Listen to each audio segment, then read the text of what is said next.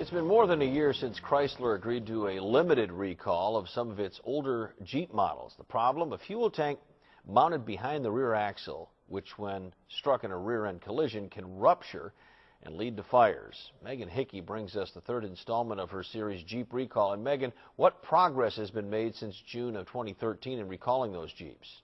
Well, according to the Center for Auto Safety, to date, not a single Jeep has been remedied under the recall, while at least 4 people have died and 2 more have been seriously burned in Jeep fire crashes in the last year.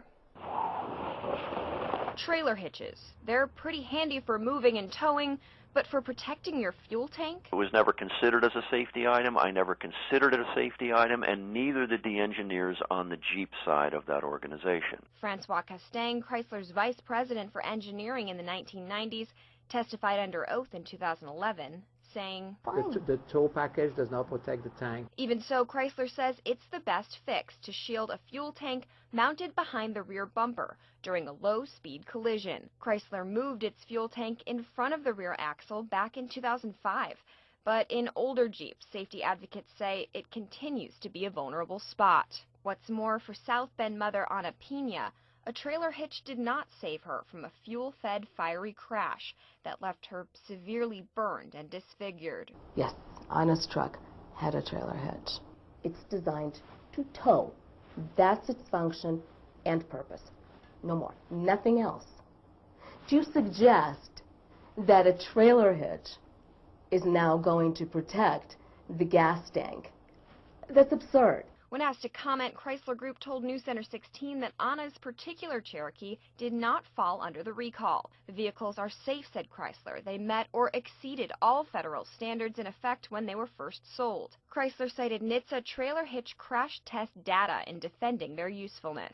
The automaker also told News Center 16 that in many cases, fatal incident speeds were at least twice the level for current compliance.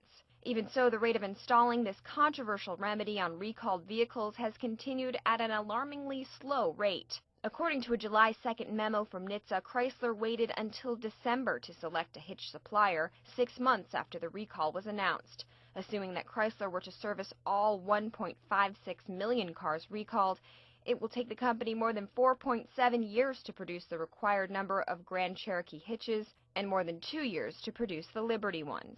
The fact that they were not ready to go into mass production of the remedy within weeks of the announcement in June of last year tells you that they don't feel any sense of urgency and they don't feel any sense of moral commitment to those that were subsequently killed. 4 people have lost their lives since the recall was issued, while 2 others were severely burned. No matter how small the probability of the fire-death event is, Chrysler and NHTSA are deciding that the roll of dice is what constitutes safety, not competent and urgent retrofitting of a competent remedy.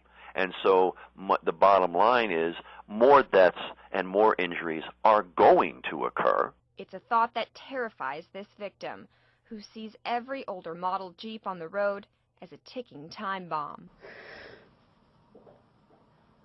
I know it's hard, but I have to talk. That's why I am here, to talk to everybody.